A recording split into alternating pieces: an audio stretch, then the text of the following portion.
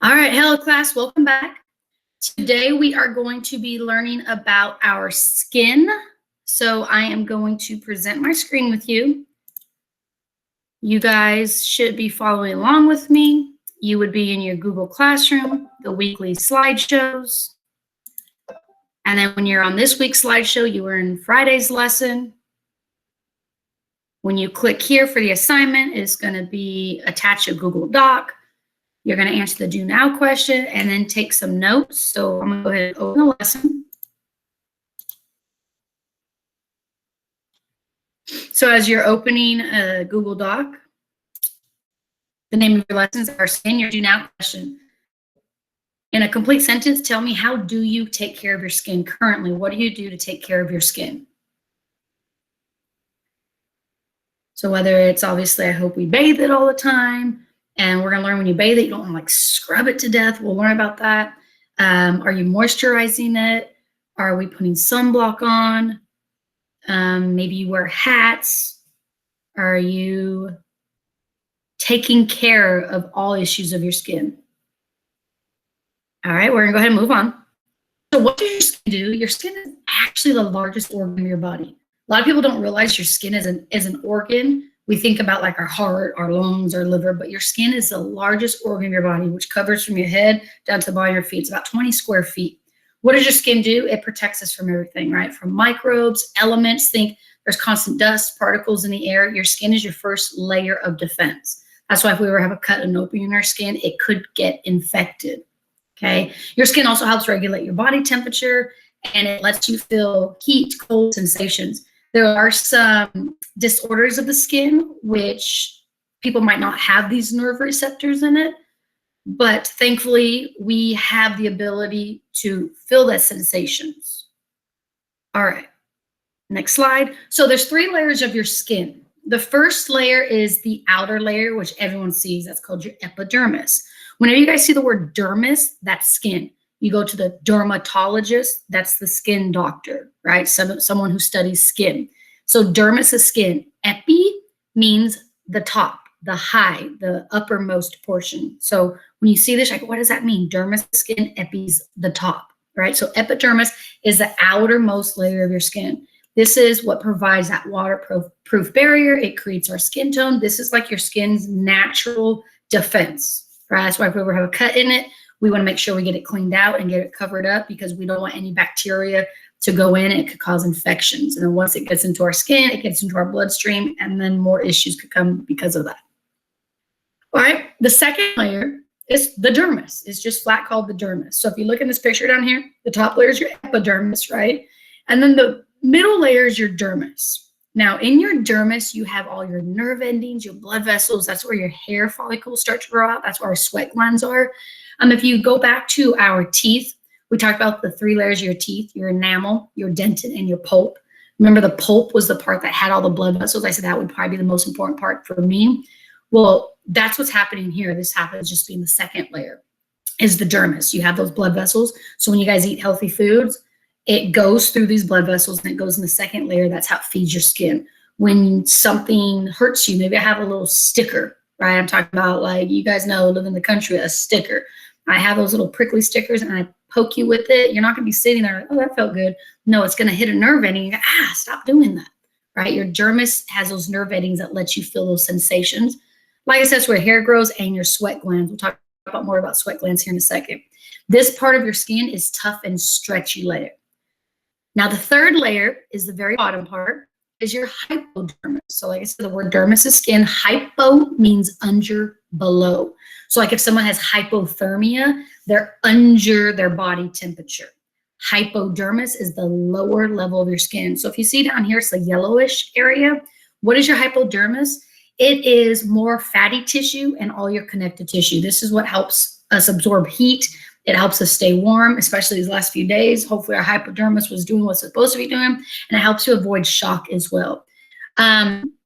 Unfortunately, if I don't eat healthy, I don't exercise, the fatty tissue of my skin starts to grow, and that is the hypodermis. So think of this yellowish area, you're getting more fat cells, and it starts to grow. Say all of a sudden, man, I am losing weight, doing what I'm supposed to do, eating healthy, exercising, and I'm talking about like dropping like hundreds of pounds. Well, I'm not going to just, my skin might not go back to normal because that dermis was stretched out for so long because of all this extra fatty tissue. It's not going to be able to just go right back where it should be, because this might have been years of me putting on this extra weight. And if I quickly drop hundreds of pounds, that skin is going to be overstretched. So a lot of issues people might have when they have dropped excess amount of weight because of years of unhealthy issues, that they might have to go and see a plastic surgeon to deal with the stretchy, overstretched of your skin. Think it's like you have your pants elastic and you're constantly making them bigger, bigger, bigger.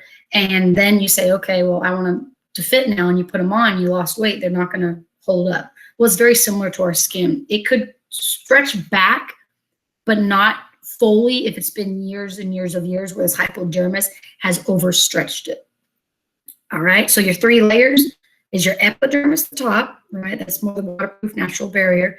Then the dermis, which has all your blood vessels, your skin, your hair follicles, your sweat glands, and your nerves, right? Like that would be the part I would say is the most important because it has everything that makes your skin nice, strong, and healthy. And then the bottom part is your hypodermis, which is more that fatty tissue. We need some body fat. Okay, you need body fat. Unfortunately, what we learned in the beginning of the year, Americans, especially Oklahomans, have a little too much body fat, right? Okay, so how does your skin get color? It's through something called melanocytes. I mean, if you look at every single one of us, we are all made up from the same cells, right? That make the same tissues, that make the same organs, that make the same body systems, that make us all human.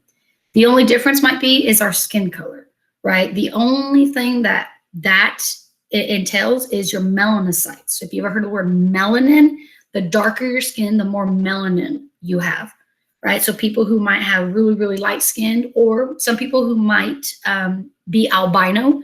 Albinism is where they don't have any melanin in their skin and they are just complete white, right? So we all have melanin in our skin. The darker we are, the more melanin. Like I said, that is the only difference that we have, is you have more melanin than I. Other than that, we have the same cells, tissues, everything in our bodies.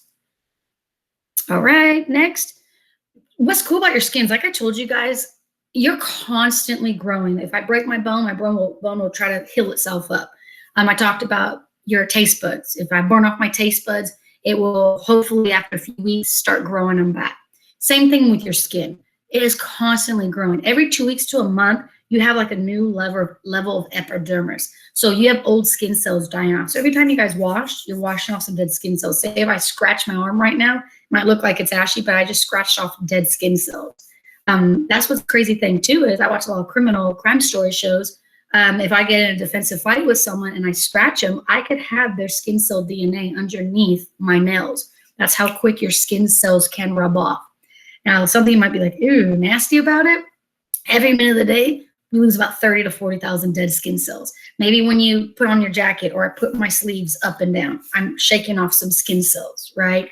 Like I said, every time I take a shower, every time I might brush my hair, every time I wipe my face, I wash my hands, you're losing dead skin cells. Now, it doesn't mean, oh my gosh, I'm not gonna have any skin left. You constantly have skin cells underneath, right?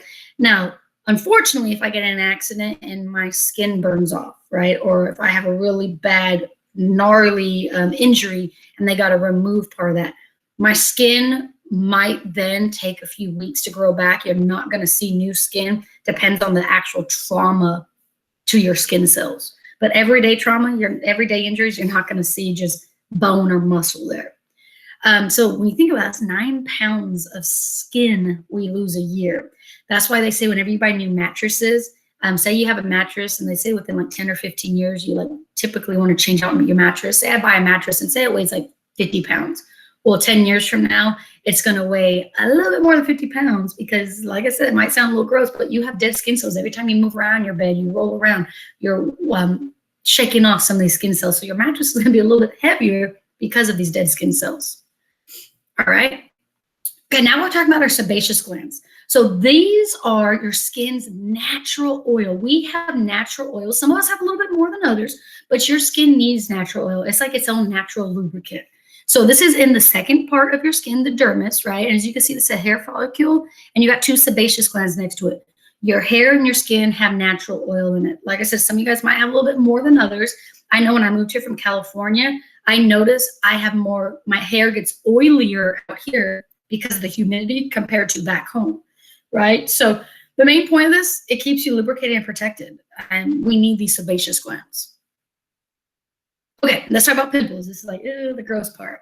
And those who don't know me, I love talking about pimples and I love watching those videos. So if you're out there like me and you like Dr. Pimple Popper, kudos to y'all. Those who get grossed out by it, well, there might be a few pictures here. You might want to close your eyes too.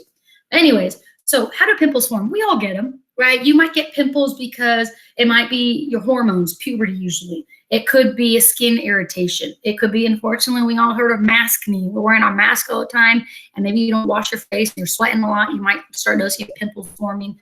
And it could be stress. Stress could cause pimples, right? It could be the result of certain medications. Maybe it's a side effect is causing pimples. Maybe you just don't wash your hands. You're constantly rubbing your face. That could cause pimples, right? So what is a pimple? It's literally a small pustule, or they call it a papule. So what it is a skin lesion. Somehow bacteria got inside these sebaceous glands. So you can't see in your skin, but we have tiny little bitty holes because you obviously need your hair to come out. You need the oil to come out of your skin, right? So these tiny little bitty holes, bacteria is going to get into them. Like I said, if I'm constantly touching my face with my dirty hands, if I don't wash my face, and I just say your face, but you know you can get pimples anywhere, right? So if you're not taking care of your skin and keeping it nice and clean, that mainly is a reason why people might get pimples, or it could just be highly active sebaceous glands. You have a lot more oil being produced. So what happens is, if you see this picture on the right, bacteria got inside this little hole where a hair follicle comes out, right? And it goes in and it plugs up the sebaceous glands. Well, when it plugs up, it then causes this little inflammation in your skin. And a lot of times people want to pop it, and what pops out is that nasty bacteria infection. Actually, that pus that comes out, that's a good sign. Anytime you guys have like a skin infection and starts a pus, you might think, like, that's actually a good sign, because that's showing you your body, your blood system is saying, and it's getting the bad guys out. So it like forms this like pus barrier, and it's actually a good sign when that comes out. All right, next is going to show you a little bit more of the breakdown of pimples. So if you look from left to right, this is a normal, healthy hair follicle, right? You got sebaceous glands, nice and healthy. Well, maybe this person didn't wash their face, or maybe they touched something dirty, or maybe it's just their hormones are activated and a pimple starts growing. So you have some type of infection. It's closing up that area, which causes a little bit of a bump, okay? That's the whitehead. This one on the left is a blackhead. What happens there, it also has like dead skin cells in it. So when it has bacteria, there's dead skin cells that shaved off in there and it closed it up. So it's a blackhead. Well, the reason why these two on the sides are huge, because that's a papule and pustule. Same thing as a pimple, they're just bigger, because that is showing you your white blood cells in your body are trying to fight that infection. Anytime you have an infection anywhere in your body, your white blood cells are the guys that go and fight it. If I have a cold, or maybe I'm suffering from COVID, or if I have a cut in my skin, your white blood cells are going to attack it as much as it can. Sometimes they might not end up winning the battle, but they're going to try as hard as they can. The healthier you are, the stronger your white blood cells are going to be. So that bacteria got in, it's going to fight it. It's going to have this irritation, and then it's going to have that nasty pus. Like I said, that pus is a good sign, because that means it's trying to take care of whatever's in there. All right. Now, there's a difference between pimples and a cyst. Have you ever heard of a cyst, a sebaceous cyst? So a sebaceous cyst actually arises from those glands that secrete oily matter, right? That lubricates your hair and skin. Like I said, we need these. So let me go back to the sebaceous glands. These guys right here, we need these to oil our skin, to oil our hair follicles, but some of us might have highly overactive sebaceous glands. Some of us might have some that get blocked up, maybe too much, and it can't come out. It gets blocked up. So you might notice you have a small round bump under your skin. At first, you might think it's a pimple, but then you realize it might be a little bit harder, or you're constantly getting the same spot, or it's not popping out. Usually people get cysts on like their face, their trunk, which is like your torso, and your neck area, right? That's usually where people get these sebaceous cysts, because you have a little bit more highly active sebaceous glands in the areas. So usually if people try to pop them out yourself, it might just look like this nasty pimple coming out. If you guys ever watch Dr. Pimple Popper and you see that nasty, I don't want to spoil anyone like if you're about to eat, but it looks like nasty yellowish cream cheese, or I mean, not cream cheese, cottage cheese coming out. It's nasty, right? You say, ooh, why does it smell so bad? Because it's a bacteria infection. And unfortunately, some people might have these cysts for days, months, years, right? They might have been like, oh, I just don't want to go to the doctor, or maybe they didn't realize it, or maybe they're like, oh, it's not that big of a deal, right? So maybe eventually after so long it started hurting, or it just got bigger, bigger, bigger, and they said, I want to get this removed, right? So this is a sebaceous cyst, right? It looks, this one's actually in a capsule, so it looks like a little egg. This is good if it's still in the capsule, because then the doctor's going to go and cut it and then go in and like grab that whole thing out. If they don't remove the capsule, so someone just wants to like, I just want to pop it myself, and they pop it and all that nasty stuff comes out, and they don't remove the capsule, that capsule's still there for more bacteria to come in at a later date, and it's going to fill right back up. So if you ever go to get rid of a sebaceous cyst, the doctor is going to get the capsule out. True story, a few years ago, I had 3 sebaceous cysts on the back of my head. I had them for years, didn't think anything of it, didn't bother me. They were just little bumps, and I was like, eh. So I eventually went to the doctor, and they said they think it's sebaceous cyst. They sent me to a specialist. He said, yes, they are. So he had to he numbed me, right? And the numbing, he probably did about 7 needle shots to 1 cyst. And like I said, I had 3 of them. So I had about like 21 needles in my head. Like he injected the medicine to numb my area, and then he cut my skin on my scalp, and he pulled out the cyst. Now these cysts, they felt big, but they came out probably like little marbles, right? But he was able to get the whole capsule. Mine were capsulated still. The capsule didn't rupture, so they were easy to come out. Now he said the reason why I got him, because I told you as soon as I moved out here, I have more oils in my hair.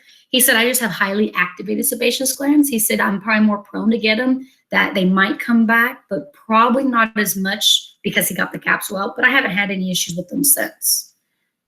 All right. Oh, this is where I should have warned you. This is another pictures. So these are, people think they're pimples. These are the cysts. A lot of times it's because you feel like it's a hard round bump. Some people, if you ever watch like Dr. Pimple Popper, this could get bigger and bigger and bigger. It's just like a whole infection is settling in. Some people, their capsules might pop within inside them, and then it's like this, like you could feel this like smooshy stuff around them. So if they go to the doctor, they have to like get out all the infection, plus they have to tear and get that capsule out. And sometimes they'll have to go in and re-stitch them. Like I had a few stitches put on the back of my head that just dissolved, right? So someone, depending on how big the cyst is, they'll have to re-stitch them. And that's what they're doing right here in this picture at the upper right. They cut it open. This one's still in the capsule. They pull it out, and then they will just make sure it's cleaned out, and they'll just probably add 2 or 3 stitches to close that up. All right. These are a whole bunch of skin conditions that I know we talked about the skin today, and I usually talk about illnesses and issues with them.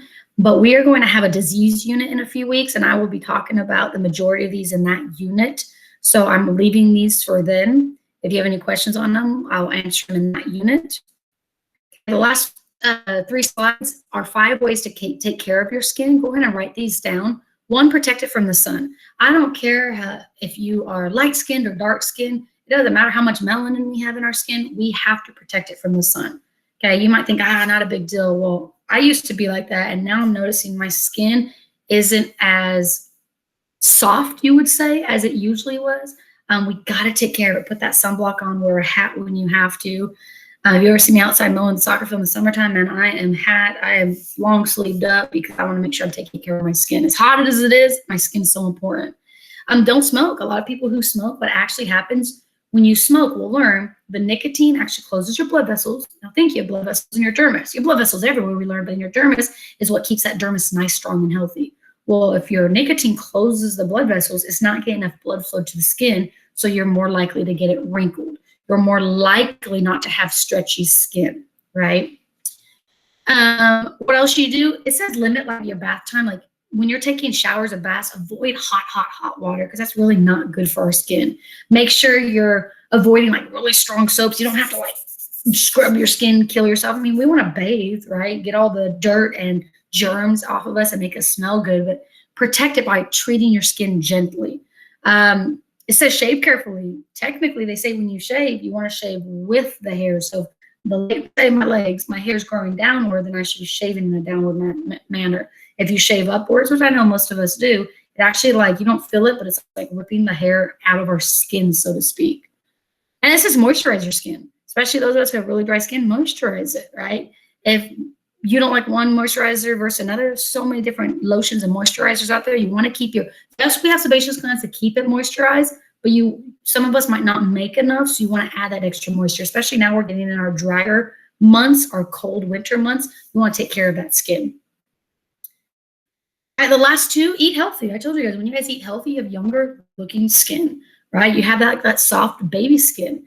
So you eat healthy, take care of your skin, exercise, and avoid stress. Told you guys that's one thing that could actually lead to pimple or acne breakouts. Watch yourself. When you start noticing, yeah, I'm breaking out, check yourself. Like, do you have more stressors in your life? What's going on? Some of you guys, you might not be able to avoid it. It might just be your hormones and puberty. It could be genetics. It could be something that goes through in your family. So take care of your skin. And if it's something you're like, I'm trying, talk to mom and dad. Maybe they'll refer you to the doctor might refer you to a dermatologist, and they could get you on a different skin remedy. All right, so that is our last slide. I'm gonna go ahead and put you guys back where I can see you. Okay, so that was our presentation on our skin. Like I said, take care of your skin. We talked about our eyes this week, our ears, our tongue, our skin. So we really got to make sure a lot of these areas you probably don't realize, it's not that big of a deal. Take care of it. I asked you guys in one of your questions was, which sense can you live without? And you guys put your taste and your smell, and that's probably what I put too, because we realize like how important these little senses are. But these senses all work together, and eventually they all tie back to our brain and in how healthy we're eating, or we exercising. And I'm not just saying that as a health teacher, but this is what we can do to help take care of all these smaller organs in our body to eventually take care of our body systems. Like I said, imagine yourselves as 30, 40, 50-year-olds, right? How are your teeth going to be? How are your eyes going to be? And then you're 60, 70, 80. What type of skin do we want to have? So we got to start taking care of it now to hopefully have that quality type of organs when we get older. So hopefully you guys learned a lot today. If you guys have any questions, holler at me. Don't forget, subscribe to my videos down below, and I'll see you later. Bye.